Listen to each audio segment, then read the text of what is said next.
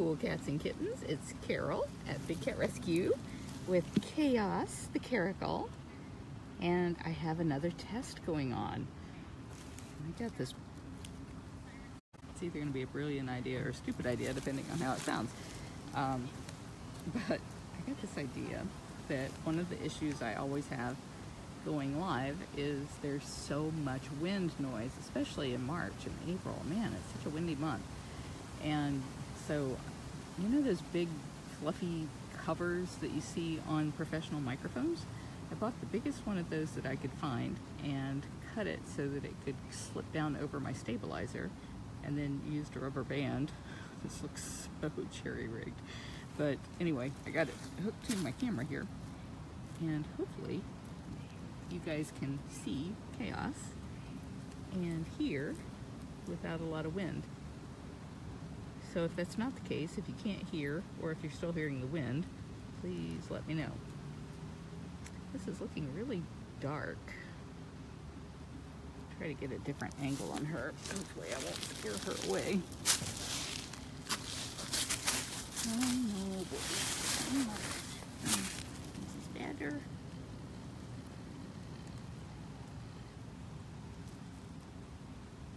I can't get your ears in the picture. Your ears are too big to fit. Very windy Rochester, New York. I bet that's windy there. And probably a lot colder. She's underneath a platform, so that's why it's so dark where she is.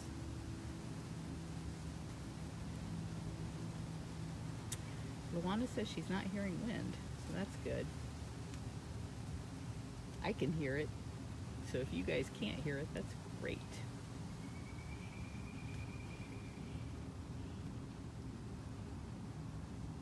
This morning, Susan Bass sent me an article that the Dodo did, and they quoted her in it.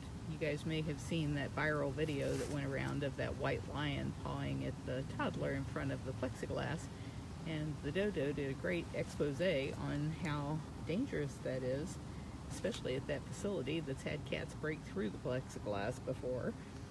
And then she sent me another article. I don't know if she's posted this one to show up in our newsfeed or not, but it was about Parrot Jungle. And it was a ridiculously long article, but the reason she thought I would be interested in it is for many years, a guy that calls himself Doc Antle, it's our understanding he doesn't have any kind of a degree as a doctor. He just took one of those like CPR courses in China and now considers himself a doctor, but or presumably considers himself a doctor, I'm not sure which, but anyway, he's one of the people that we think are one of the worst 3 out there when it comes to the number of tiger cubs and such liger cubs that they breed to pimp out for pay-to-play schemes. He's had an agreement with Parrot Jungle for many years to send a bunch of cats down there. His liger and I think a white tiger and I think a total of 10 cats. And so Parrot Jungle just announced that they are sending the cats back to him and they will not have them back. So I thought that was very good news. Taylor, thank you for donating.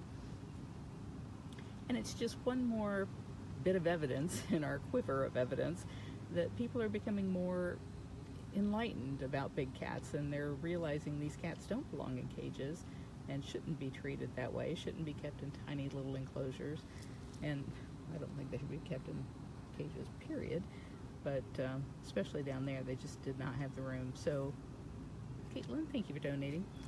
So I'm very happy that that is a closed chapter in Parrot Jungle's long and sordid history of having captive animals on display.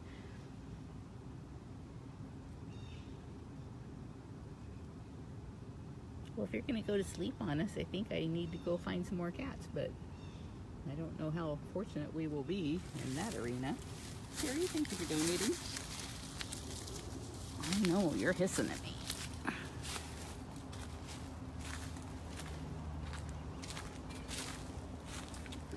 We've been trying to get some more information about what's going on in Guatemala. We had contacted the Animal Defenders International back when all of this was going on and asked them to look into it, and they said that they were working with the government and that they were going to set up a camp. And we saw that they sent out a fundraiser saying that they were going to be doing this and that they wanted to send a bunch of the cats, because there's like somewhere between 50 and 70 big cats that are being rescued from the circus. They wanted, man, can you see him? I can't see him. 50 and 70 big cats being rescued because the circus has been banned in Guatemala, and the government gave the circuses until April 11th to find places for their cats to go. And so, of course, they've waited till the last minute, and the government wanted sanctuaries to take them, and so we stepped up and said, sure, we'll take them if we can work out something where they can be kept in Guatemala during the process to get the permits. This is Diablo. He's a cross between a serval and a domestic cat. And Susan said you could see him. Such a glare on my phone, I couldn't see anything. Yeah, I know. You don't usually let me show you. You're such a handsome boy.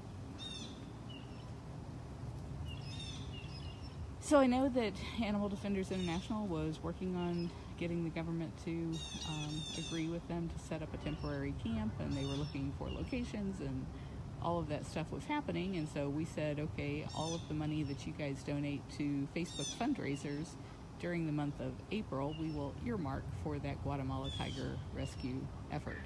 And we are still going to do that. I just haven't gotten anything to report. So despite some others in the group reaching out, we don't have any update. But that's not a reflection on ADI. They're wonderful people and moving as fast as they can. It's just things in Latin American countries move like molasses. And you have to really, really, really be patient, because they just don't think of time passing the same way we do.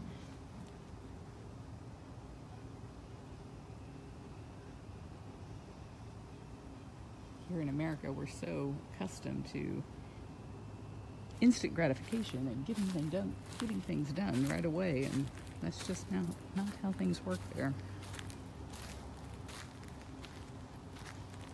Well, as long as we're in Caracal territory, let's see if I can find Cyrus. Where's that handsome Cyrus?